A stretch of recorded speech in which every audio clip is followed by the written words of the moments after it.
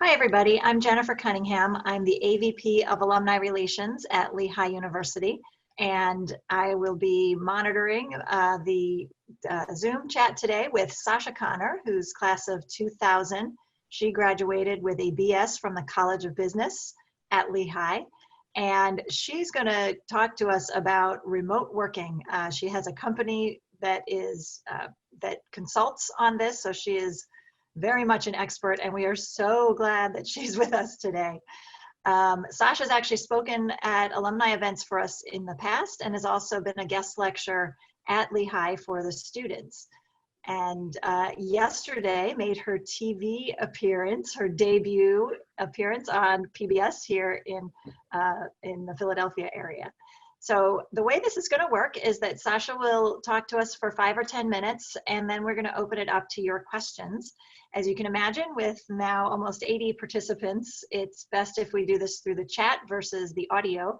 So at the bottom of your screen, you will see a little cartoon bubble that says chat. If you just hit that, you'll see a box that comes up and you'll be able to send a message. You can send it just to the panelists, so just Sacha and I will see it, or you can send it to panelists and attendees to let everybody on the call see your comments. And then I will read those aloud to Sacha so that she can focus on answering your questions and not peering at the screen. So let's get started. Sacha, I'll turn it over to you. Thanks, Jennifer.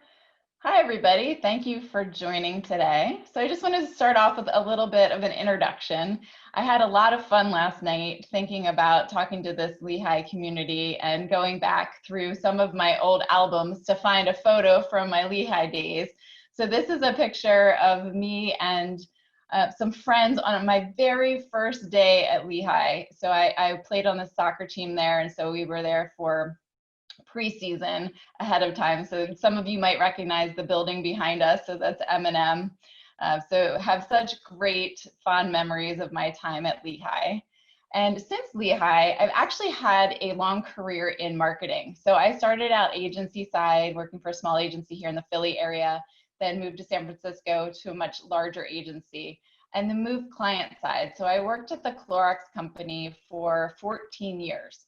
So I was working on some of the biggest, most well-known brands that I'm sure all of you have in your household, especially the Clorox brand is coming really in handy right now. And I led large marketing and innovation and sales teams while I was at Clorox.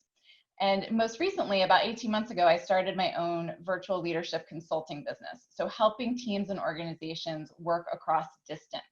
And why I started that, coming from a marketing background and now focusing on these virtual leadership skills, is that while I was at Clorox, after about 6 years in our headquarters in Oakland, California, I decided to move back to the Philly area. And so this was back in 2010.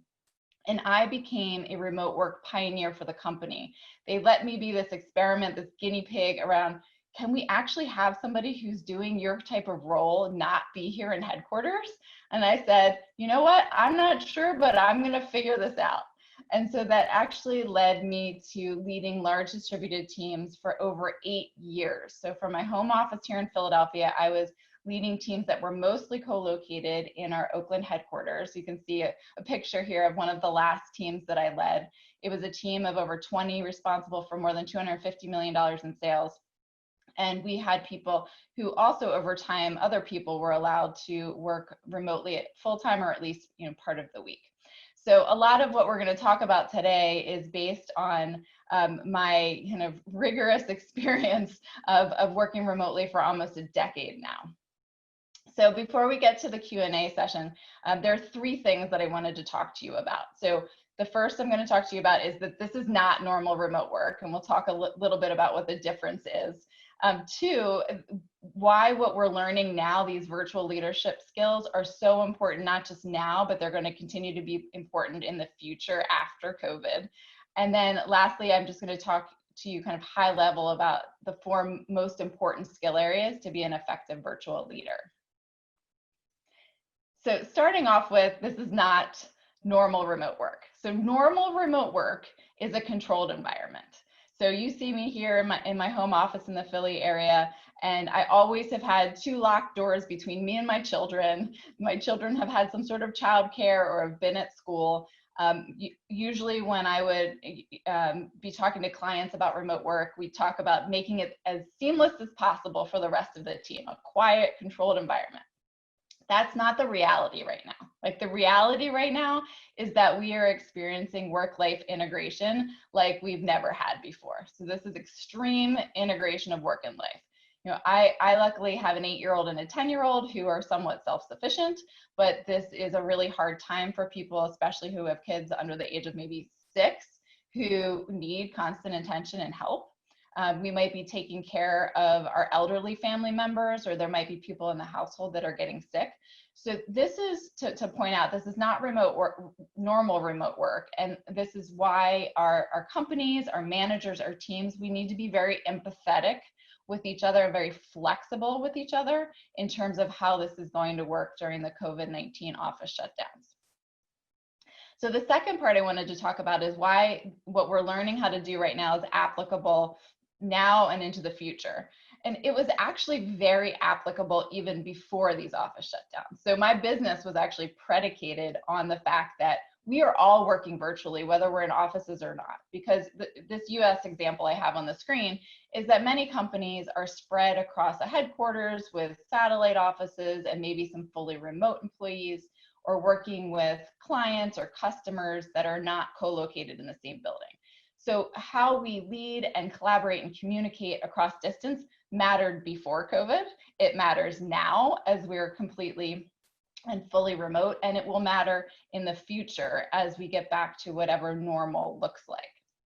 And so to kind of hammer home that point is that we have this spectrum of remoteness, right? So what I just talked to you about before COVID, we were in these kind of red boxes, which we were mostly working across distance as geographically distributed or hybrid teams or virtual teams. And even with our clients, right? So if you're listening to me and you're in a client services type organization, your client relationships are a virtual relationship. And what we did is we kind of hopped all the way into this frog area, which is the fully remote organizations. So prior to these office shutdowns, those frog organizations were a small but growing type of organization. And if you were going to be a frog, you put skills in place, processes in place, communication tools in place in order to do that. But we've literally hopped right into that without any of that infrastructure and process and skills. So I can imagine, again, trying to be empathetic to all of you who are on the call, it's hard. It is really hard to move into that without having those things in place first. So first, give yourself a little bit of a break, be patient with yourselves, be patient with your teams, because remote work is hard. It is hard working across distance. And, I've been doing it for almost 10 years and I'm still learning how to do this. So be patient and empathetic with yourselves and your teams. And into the future, after COVID, what we're going to start seeing is now that move back from the frog back into that red box, but there's going to be a kind of a crazy, weird transition that's happening because we don't know how many people are going to go back into offices and how quickly. We don't know if there's going to be a second wave or we all have to go remote again. So learning how to put these skills in place right now is only going to benefit you into the future. And then lastly, it's like, what are these skills that we need to learn? So I want to share with you my virtual leadership success framework. So these are these 4 main areas that we need to think about to be successful virtual leaders. And the reason I created this, and it's super simple, these 4 squares, is that usually organizations would come to me and they would say, what are the tech tools that I need to use to be able to work across distance? Can you teach me, how to use these different software tools? And I would always have to say, let's take a step back, and actually these other 4 boxes are more important than the tech tools themselves. So that's expectation setting, so how to set expectations and leadership principles and communication norms with your team. That is actually the most important thing to be doing right now with your teams, is figuring out what are your new ways of working across distance as you're all fully remote. Then that yellow box, which is relationship building and culture building. So how do you drive a culture of trust, inclusion, fun when you're not all co-located? And then this last box, which is going deep on some virtual skills. So things like, how do you lead an effective virtual meeting or virtual presentation? It's different than getting in a room and huddling together. Or how do you influence across distance, which is another key skill area for you right now and into the future. And then how do you manage people who are remote or work with a remote manager? So usually when I do my skills training workshops, like those are some of the concepts that we go deep into to help people with the strategies, tactics, and tools to be able to do this across distance. So that kind of wraps up just kind of my high level, 3 things to think about. And so I know that, Jennifer, we're going to hop into some Q&A now. And while we do that, I just wanted to leave some of my contact information up on the screen so that you know that there's some free resources that I've created on my website that you can download, or if you subscribe to my LinkedIn channel or Twitter, I'm trying to do daily quick tips and resources. Great, thank you so much. I did appreciate you saying that it's work-life integration, and it's very different than what it would be if you just worked for a virtual company, or like you said, if you had a team across the country. And actually, I'm going to sneak this in. You mentioned leaping right to the frog or hopping to the frog. Yeah. Lehigh has a fantastic IT department headed by Greg Raymond, who is responsible for moving all of our classrooms virtually over the last month or so. And we're having a mountain talk with him on April 30th. So if anyone here is interested in that, that would be great to tune into that. So the people on the webinar, if you go down to the chat box at the bottom of your screen, you can pop up the chat and I will read these. So we've got a few coming in already. First, Susan De Lazaro says thank you to you for offering this. Oh, this is a good one. I have one of these this weekend with my friends from college. Any good ideas or themes for a virtual happy hour? Well, I think in general, as you're trying to do any culture building activities, what is most important is activity creativity, right? This is actually kind of a fun way for everybody to get their creative juices flowing, to figure out, what they can do to establish some fun at a distance. So my team, the team that I showed you earlier on the screen, they got used to doing absolutely everything in a virtual way. So we would do virtual birthday parties, virtual baby showers, virtual dance parties, right? So we would put on music, and then one person would do a dance move, and then the next person would copy that dance move and add a dance move, and then we would go around the horn, for example. So there's, the sky is the limit in terms of your creativity there. But, and I'll say, at first these things actually feel a little awkward, right? Like, let's be honest about that. But you just kind of have to push through that awkwardness, and people start laughing and they have a good time. And so it's really, the limit is only your creativity. Good. Jill is asking, how do you handle big meetings, like 20 or plus more people? Meetings with 4 people are easier because people don't talk over other people. Yes, really good point. So what I'm seeing with a lot of my clients right now is that the number of meetings is going through the roof. And what's happening is because, again, leaders haven't taken that time to take a step back and say, what are our new ways of working right now? How are we actually going to communicate with each other? People are defaulting to 2 things: more meetings and more email. Right. And those are the 2 things that actually are going to burn us out more than anything right now, because, again, back to that work-life integration, we don't have time to spend in meetings right now that are not efficient and effective and productive. So the first thing I would say to the question about the meetings is, did there have to be a meeting at all? Because that's actually a question that a lot of people don't take the time to think about, is could this be handled a different way? Number 2, why are there 20 people in the meeting? So if you go to my website, actually, one of the resources is what I call the 5 Ps. So these are 5 Ps to think about when creating an agenda for a meeting. And one of the Ps is the people. And there's actually data that shows that meetings over 8 people become less efficient and effective.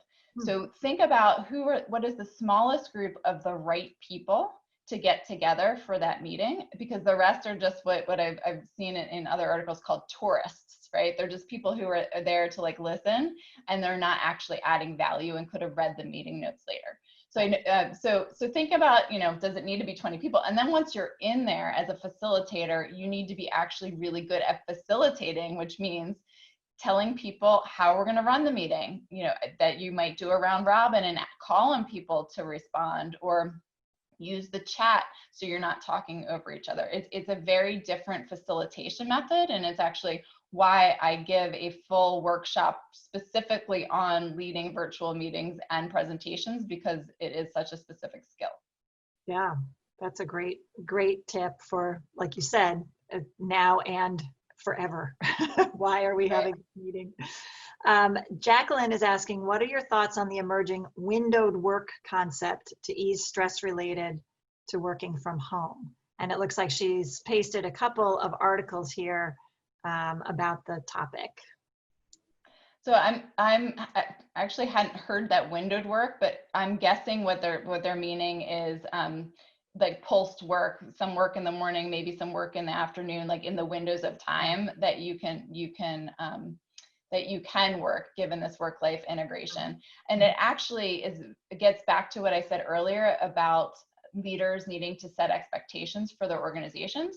So for example, some of the clients I've been working with, where I've been doing these kind of facilitated discussions with the leaders about creating those expectations, one expectation would be around, what are our core meeting hours? So what are our windows that we're expecting everybody to be able to have synchronous time together? So for example, that could be 9 a.m. to 1 p.m. to give families time in the morning to set their kids up with school, and then in the afternoon as well.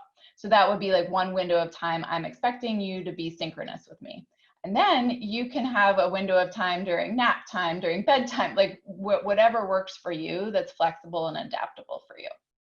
Right. Sort of related, Diane is asking, how many hours of work can you expect from someone who's working from home if they're a full-time employee? Is it 8 hours like normal, or less, more? Well, I would say one of the concepts here is why does it have to be measured in hours, right? So it should be actually measured in output and outcome and objectives.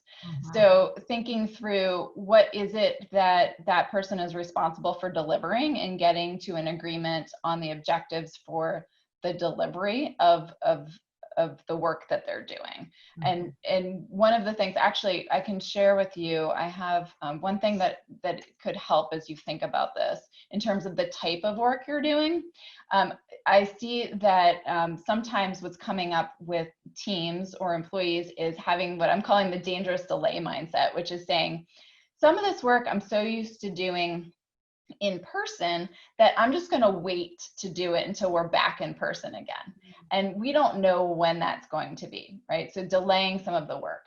And what instead we need to think about this transition mindset, which is, how do I take the things that I was used to doing in person, actually transitioning to the online work?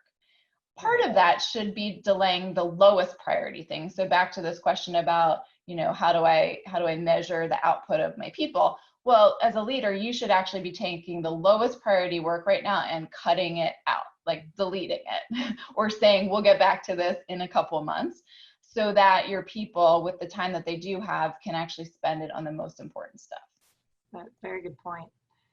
Dawn is asking, it seems that there would be a material cost savings for companies to have a frog set up. Do we know if many companies will transition to this going forward? Yes, there are huge cost savings with reducing real estate costs. And that's actually why a lot of startups were starting out as frogs, because they didn't have to have that real estate investment in the first place. Then we're also seeing large companies. So Dell, for example, they had years ago put into place, trying to get to 50% remote by 2020. And they were seeing millions of dollars of cost savings because of that. So I do think as we move forward, there will be new questions raised about, should we be using this as a strategic workforce and workplace strategy to not only reduce real estate costs, but actually get the best talent from anywhere, right? So if you think about companies like Clorox, for example, that are based in the Bay Area, really high cost of living there. So sometimes it can be hard to get people to relocate. And so by having a more of a frog mentality, it would allow you to get those people who might be incredibly good at the type of job you're looking for, but are not willing to relocate. Right. Or live in places like Cleveland that have a much lower cost of living, and then they might not have to pay them as much. So fascinating question. Betsy says, do you have any recommendations on how to balance care of children or elders and getting all the work done from home? Yeah, I think it's very unique to the situation, right? So I have so much empathy for parents with young kids right now, because my kids, they've only known me as a work from home mom, and so there's always been boundaries. And even when they were younger until now, if I say I'm going to have a meeting right now, we know we're not going to interrupt you unless somebody's bleeding, right? Like they know that. So I think, for the kids that you can set some boundaries with, great. For those that are too young to understand that, you have to be able to be flexible. Luckily I have a partner in my home with me, and my husband is able to kind of pick up the slack for me. Some clients are doing kind of this alternating schedule with their significant other, where they hand off the kids between meetings. And I think that's why it's so important to have really honest conversations with your managers about what your personal situation is and how you're going to best interact throughout the day based on the needs of your home life, your family, your kids. Right. Thank you. You may have this in some of your downloadable resources. Brian's asking, what online tools other than email would you suggest? Our office is using Google Chat to create a room where we create threads of conversations. That helps avoid the problem of writing a response to email when another person replies, thereby negating what you wrote. Anything else you recommend? Yes, absolutely. So thinking through ways in which you're going to communicate is very important. And using some of these software tools that have what you're talking about, like a persistent chat, a thread. So there is, like you said, you're doing it on Google, but there's Microsoft Teams that a lot of companies had started to migrate over to already. There's Slack. Those are all great ways to move that communication off of email and into this kind of more group thread. The point of caution I would have for that is that, again, you'll hear a lot of my principles is step back and put some strategies in place. It doesn't work if you just say, okay, everybody start using Microsoft Teams right now. You actually have to have a conversation with the team on how are we going to use it? What types of communication are we going to move from email into this, and why? And making sure that everybody knows how to use it. They know where to check for notifications and how to notify each other. So it's going to take a little bit of time to get people used to the transition. Yeah, definitely. Gail Miller says, good to see you after 20 years. Hi. She says, do you recommend having a daily meeting with your direct reports, even if there's nothing specific to discuss, or having full team meetings once a week to ensure that all layers of your team stay connected with you, not just your direct reports? Is that a good idea? So one way of working that you can think about, stealing from kind of the agile mindset, or stealing from, a lot of software engineering companies do this, are called stand-up meetings or scrums. And I actually did this with that team I was showing you earlier, where every Monday morning we would have a stand-up meeting, and the meetings are meant to be really quick fire. So it was a round robin. Everybody had 2 minutes that they could talk, and they were meant to talk about what their priorities were for the week, who they needed to connect with on the team later in that week, and what barriers that they had that they needed help overcoming to get to their objectives. And what that did was it helped kind of set the stage for the work that the rest of the team was going to do for the week. And as the team leader, what it really enabled me to do was hear what they were talking about and making sure that I was aligned with the priorities that they were talking about. So I could actually course correct and say, no, that's actually low priority. I'd rather you not work on that this week and work on something else. And it allowed the team also to avoid having a lot of email back and forth, by being able to say, okay, Sarah, I need to connect with you later this week. Let's, have a quick chat right after this. So back to your question, Gail. So happy you joined us. I think that it's actually good to put some rhythms and routines in place. So you're going to be best to decide whether that's on a daily basis or a weekly basis. And then I also think it's important to have some one-on-one time to actually understand what's going on with the other person. So back to empathy, back to kind of getting to what's really going on with people. Mm-hmm. The biggest concern right now could be burnout, as people really want to try hard to do the work that you're asking them to do while they're juggling all this other stuff. And so having one-on-ones with video especially can kind of help you break through to really understand what's going on. Yeah, and that's especially true. As you know, Lehigh alumni are so gritty and hardworking. Sometimes it's okay to just relax and, not get everything done you're supposed to get done. Laura Sanders, I relate to this, says, what's the best way to say, can we just have a phone call? I find I don't listen as well when I'm trying to look good and watch what the other person is doing on Zoom or Microsoft Teams. Yeah, I think it gets back to the communication norms that you're going to have. So I'm actually a huge proponent of video. So usually when I come in with a client, we talk about, are you using video yet or not? Should we put it into place? Because it's so helpful for communication, context setting, relationship building, trust, and all of that. I have had situations with team members that I've been working for that the conversations actually are a whole lot better on phone only. And it's just because sometimes they're more comfortable on the phone. They're a little less comfortable in the video with opening up. But I would err on the side of the video. And I think that all of us need to get a little bit more comfortable being on the video. One of my tips is actually, if you don't like seeing yourself on video, take a Post-it note and stick it over the replay of yourself on the screen, because you shouldn't be looking at yourself anyway. And then in the case that the video actually is being counterproductive to the conversations, it's fine to move to the phone. Yeah, I think for a lot of us, like you said, we're going like 0 to 1,000. And so to go from no virtual meetings to all virtual, it's just sitting in the same chair and not being able to remember who I said what to because there's no context anymore. I can relate to that. So we have a lot more questions. Let me see here.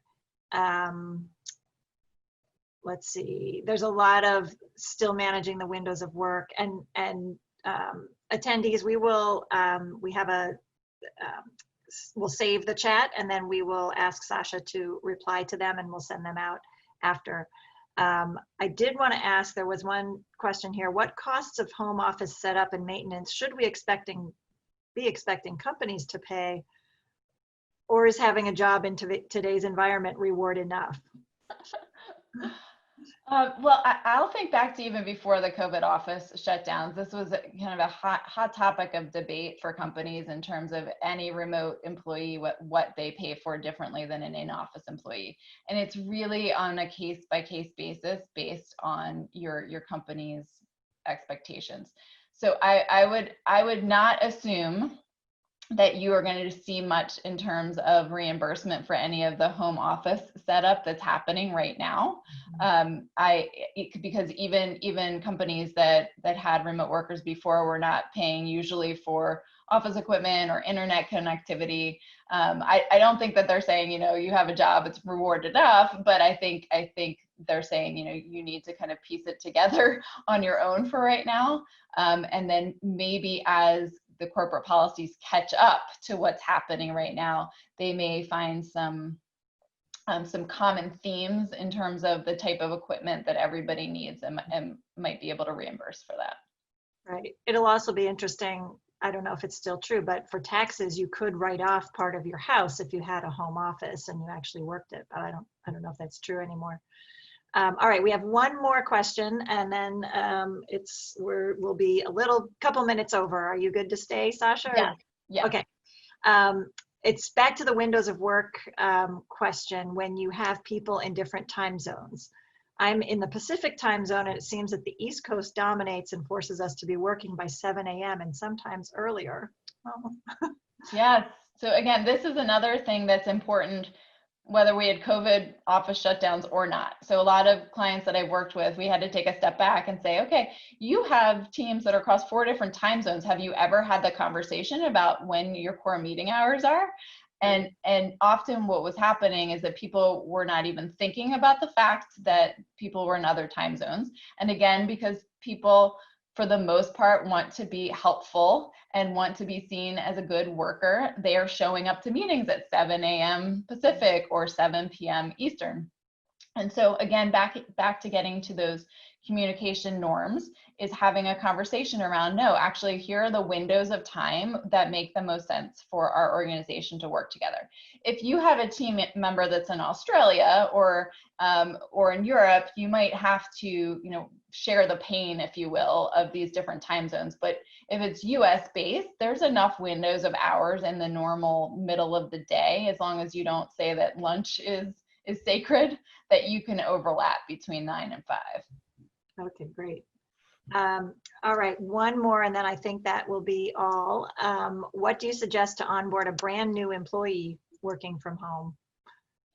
That's one of the hardest challenges right now. So I've been seeing this where there's, a lot of people who are already hired already, and then, their first week on the job, they are now completely virtual.